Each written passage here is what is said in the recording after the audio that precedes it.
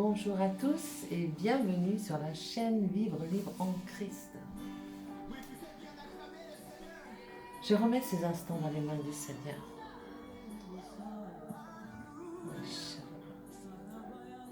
Merci Saint-Esprit de prendre le contrôle de ces instants, prendre le contrôle de ma bouche et de bénir toutes les personnes qui vont écouter ce témoignage au nom de Jésus-Christ. Amen. Je le rappelle, je suis Christine Fluguer alias Laboureur et je viens sur la chaîne Vivre Libre en Christ afin de décortiquer mon témoignage issu du livre Témoignage biographique de la rue Saint-Denis à Jésus-Christ en 300 pages. Je ne pouvais pas tout dire. Donc, je viens aujourd'hui parler du bon combat de la foi contre la drogue, contre les addictions.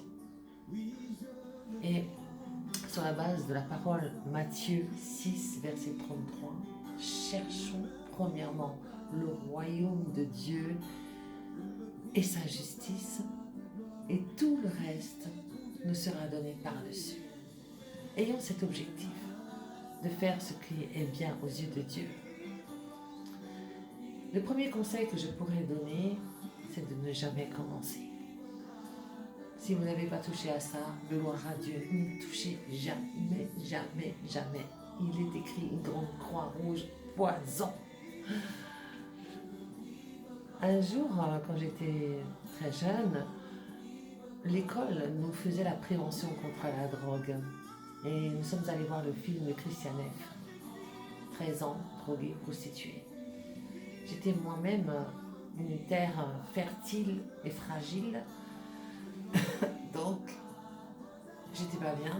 Quand j'ai vu ce film qui prévenait vraiment, qui était du danger de la drogue qui mène à la prostitution, automatiquement on a besoin d'argent, on est en manque, c'est horrible la drogue. Et bien le dimanche d'après, j'avais une seringue plantée dans le bras. Donc, attention à la prévention, je dirais. La cigarette, l'alcool sont les drogues les plus légales et les plus difficiles à arrêter. Je le sais, j'étais moi-même addict à toutes les drogues. Cocaïne, héroïne, benzodiazépine, calmant, anxiolytique. J'ai tout pris. CBD, j'ai tout pris. LSD, j'ai tout pris. Mais l'alcool et le tabac, ce sont des drogues légales. Tout le monde le fait, on peut en acheter partout. On est habitué, on fume, on boit tous les jours. Comment on peut arrêter ça?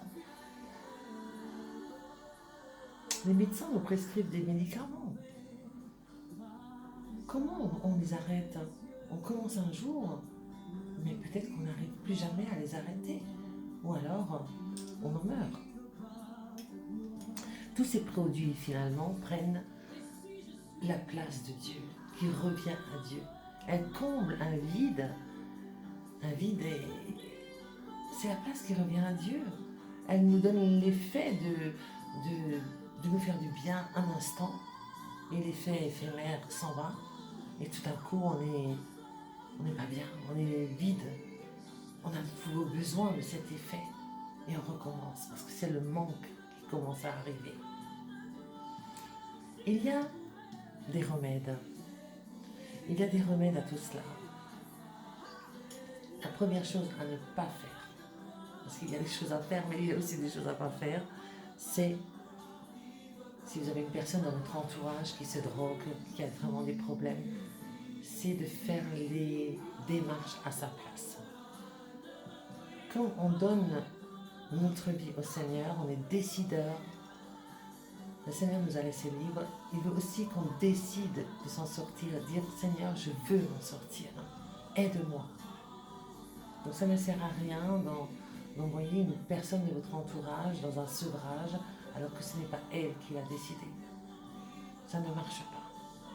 Tous les médecins vous le diront, et je l'ai moi-même vécu, il faut que la personne soit acteur de ce sevrage. Donc, demandez de l'aide à Dieu. Ça, c'est la première des choses. Seigneur, aide-moi. Je n'y arrive pas. Demandez de l'aide au médecin, au psychiatre. aux psychologues. Ayez des interlocuteurs qui vont vous écouter, qui vont pouvoir vous conseiller. Demandez à faire des sevrages. N'ayez pas honte, n'ayez pas la nuque raide, parce que vous êtes trop orgueilleux de dire j'ai chuté, j'y arrive pas, j'ai besoin d'aide. Non, demandez de l'aide. Les portes s'ouvriront. Moi j'ai fait des sevrages, je crois que j'ai écumé tous les hôpitaux psychiatriques dans les environs parce que j'en avais besoin. Je n'avais pas besoin. Si je n'avais pas fait ça, ben, je serais aujourd'hui pas devant vous en train de vous parler. Donc on a besoin d'aide, hein. Mais attention à la substitution. Les médecins vont vous donner des médicaments. Des médicaments peuvent être utiles un certain temps, mais ne pas s'y habituer. Sinon, la substitution deviendra l'addiction qui prendra sa place. Les thérapies de groupe peuvent être une très bonne chose. Moi, j'ai fait la thérapie de Philippe Ney en 8 semaines. C'était un programme très intense. J'ai ressorti tout le mal que j'avais vécu, finalement enfui en moi par les drogues. Et j'avais fait taire toutes ces émotions, toutes ces choses. Je disais même, je n'ai pas de rancune. C'est normal, je n'avais pas de rancœur parce que j'avais fait taire mes émotions. Donc, il faut qu'on comprenne pourquoi on en est arrivé là. C'est très important. Sinon, le problème sera peut-être résolu un temps et il reviendra. L'addiction, c'est quelque chose de récurrent. Si vous n'avez pas extirpé la cause, la raison, la racine de ce mal, eh bien, il sera toujours en vous. Et pour pouvoir extirper cette chose-là, il faut parler, il faut pouvoir exprimer les choses, les dire, hein, les sortir, parce que la parole, c'est puissant. C'est puissant, il faut parler, il faut avoir un interlocuteur, des gens qui sont de bonnes oreilles attentives, qui vont pouvoir aussi vous conseiller, vous écouter, mais aussi vous conseiller. Il y a des psychiatres, il y a des psychologues qui sont très bien. Voilà. Il faut y aller doucement, il faut y aller en dégrossissant les choses.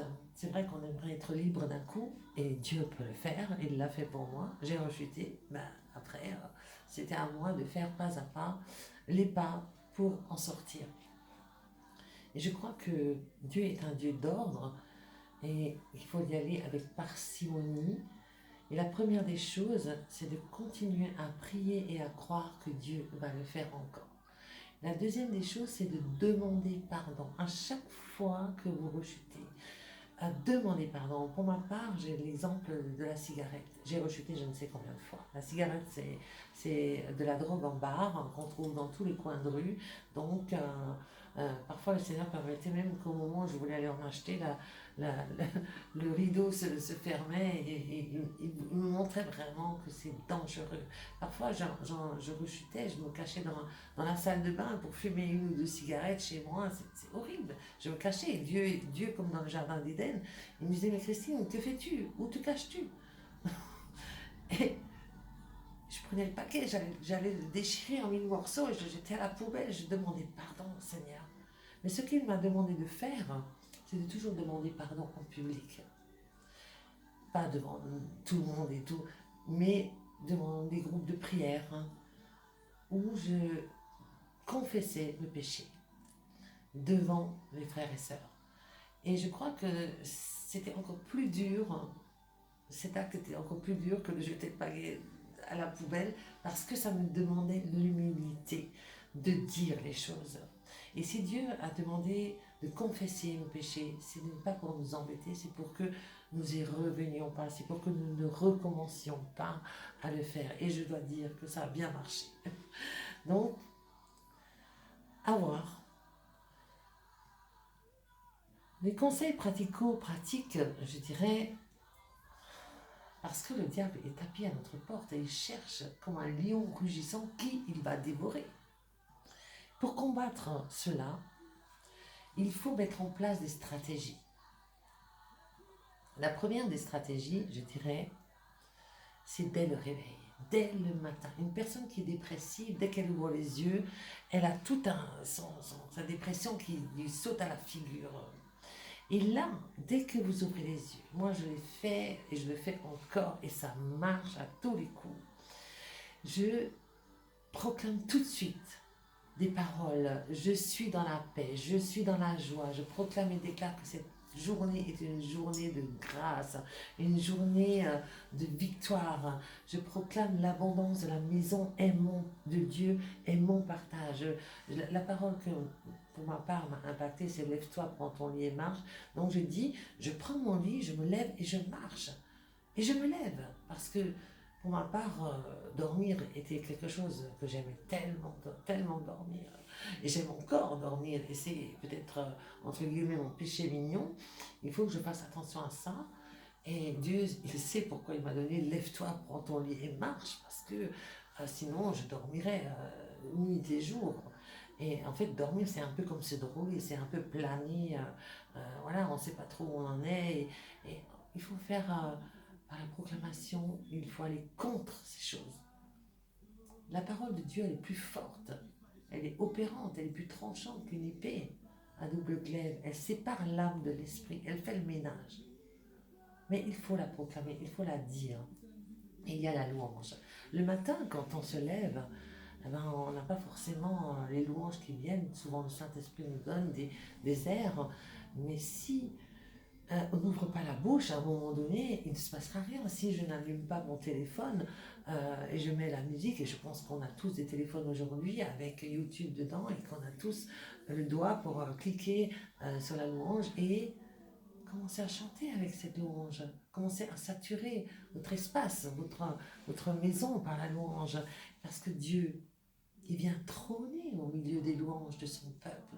Donc il va venir trôner dans votre maison, il va venir trôner sur votre tête. Et c'est vraiment une grâce qui fait que tout d'un coup, vous allez avoir la paix. La paix va arriver, c'est indubitable. Le culte personnel. Le culte personnel, c'est... Parfois, on n'a pas le temps. C'est bien de le prendre, c'est bien de se lever un peu plus tôt encore. Et de demander au Seigneur de prendre le contrôle de cette journée. Et c'est quelque chose que je fais tous les jours, c'est de porter les armes. L'armure de Éphésiens 6, 12, verset 18, je crois, c'est de mettre le casque du salut sur sa tête, d'enfiler l'armure de justice, de l'enfiler vraiment, de mettre la ceinture de vérité à vos reins, d'enfiler les chaussures que donne le zèle de l'évangile de paix, de brandir le bouclier de la foi pour éteindre tous les traits enflammés du malin et de prendre la parole opérante, la parole de l'épée à double tranchant sur votre main droite et d'aller, afin d'aller dans cette journée armé. Vous ne sortez pas tout nu. Donc les armes spirituelles, il faut les mettre aussi. Voilà. L'adoration. L'adoration, alors là, l'adoration est le niveau le plus élevé du combat spirituel, j'en parle souvent, c'est ce livret Adorez Dieu et vivez victorieux de Maria Battista Oliveira. Et il y a dedans là, un procédé d'adoration, des mots qu'on dit. Jésus, tu es l'alpha et l'oméga, tu es le commencement et la fin, tu es le bon pasteur, tu es l'auteur et le consommateur de ma foi, tu es la porte, le chef suprême de l'église, tu es le conseiller, tu es l'agneau de Dieu, tu es assis sur le trône et tu vis au siècle des siècles, amen. Jésus, tu es... Et il y a... Tout à coup, vous montez, il y a un processus. Et à la fin de cette adoration, vous êtes couvert de la gloire de Dieu. Vous sortez de chez vous, vous ne savez pas pourquoi, mais votre chemin est aplani. Les anges sont allés, ils ont préparé. Dieu, quand vous êtes en adoration à Jésus, eh bien Dieu, il envoie le ministère des anges à aplanir votre chemin. Il ne veut pas être dérangé. Il est avec vous. Une autre chose, c'est de planifier sa journée, d'être occupé, de savoir heure après heure qu'est-ce qu'on va faire. Ok, à 9h, j'ai rendez-vous chez le dentiste. Ok, à 10h, je bois un café chez ma soeur. Ok, à 11h, je fais mes courses. Ok, à midi, je mange un bon repas. Je fais ma sieste. À 14h, je ressors, je vais faire une promenade. Planifiez votre journée. si vous revenez de la drogue, vous êtes complètement perdu dans l'agenda, vous n'avez plus le sens des choses. Donc il est important d'écrire et de noter à votre... qu'est-ce que vous allez faire dans votre journée. La lecture de la Bible est un réapprentissage à faire qui est très important, et de parler, de la lire à voix haute. Quand vous ouvrez la Bible, le diable est déjà tapis dans un coin. Il a horreur de la parole de Dieu. Mais lisez-la à voix haute et vous allez voir, même si toujours vous ne comprenez pas, demandez au Saint-Esprit de vous faire comprendre ce que vous lisez, que vous soyez habité par la parole de Dieu. Et c'est elle qui va vous aider à vaincre vos combats au nom de Jésus. La proclamation. Pour faire taire l'ennemi, la proclamation de la parole de Dieu, c'est « Je ne manquerai de rien, tu me fais reposer dans des verts pâturages. Je m'écris, loué soit l'Éternel, et je suis délivré de mes ennemis. Loué soit l'Éternel, et je suis délivré de mes ennemis. » C'est une proclamation puissante. Ni la mort, ni la vie, ni les dominations, ni les autorités, ni les choses présentes, ni les choses à venir ne me sépareront de l'amour de Christ. Et toute arme forgée contre moi est nulle et sans effet. Et par excellence, c'est l'invocation du sang de Jésus sur votre vie.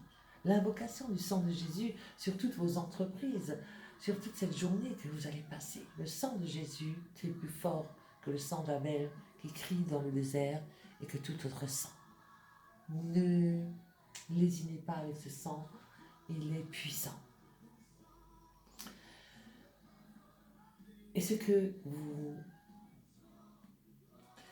Le conseil aussi, oui, c'est de jeter des objets, de jeter des cendriers, jeter des cuillères avec laquelle vous vous êtes shooté, de jeter des paquets de tabac, toutes ces choses-là, il faut les jeter.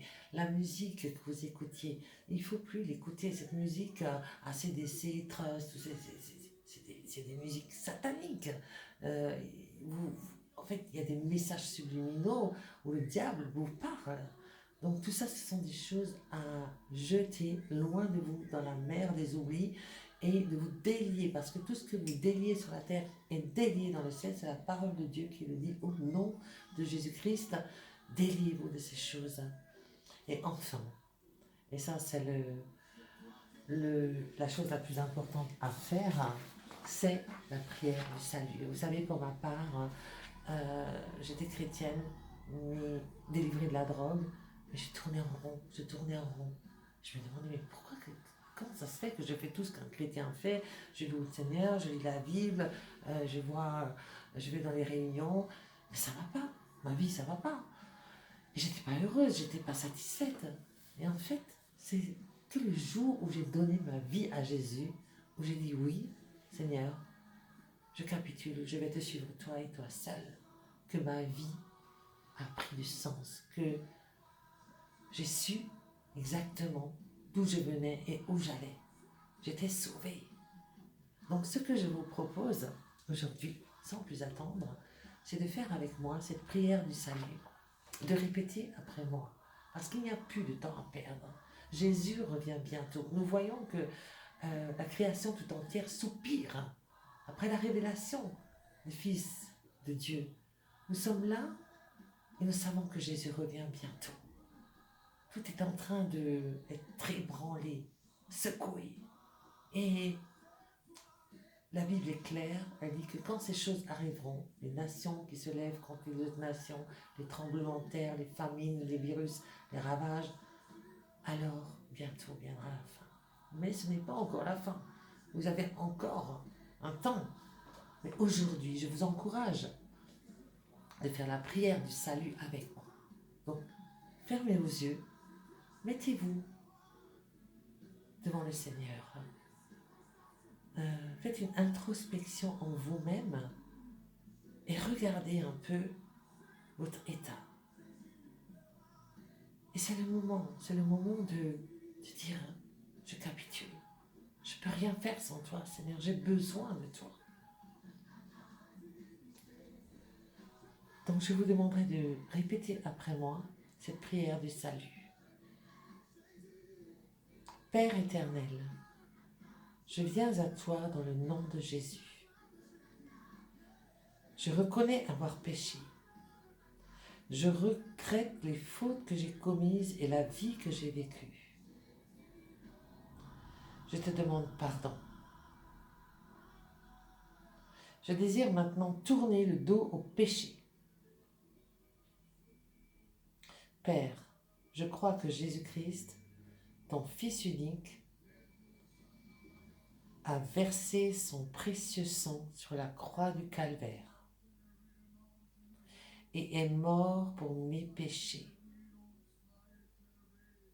De tout mon cœur, je crois que tu l'as ressuscité des morts le troisième jour. Je te demande, Jésus, d'habiter dans mon cœur, d'être le Seigneur dans ma vie et de devenir mon sauveur personnel. Père, je te demande de me donner ton Saint-Esprit, qu'il me remplisse, protège, conseille, enseigne et me dirige. Envoie tes anges afin de m'entourer et me protéger de Satan et des forces des ténèbres. Donne-moi la force et le courage de pouvoir changer mes habitudes afin de résister au diable et ainsi éviter le péché dans le futur. Aide-moi à grandir en sagesse, dans la connaissance et dans l'amour pour toi et ta parole. Je te soumets ma vie afin d'apporter à toi seul gloire et honneur. Je prie et demande ces choses dans le nom de Jésus-Christ. Amen.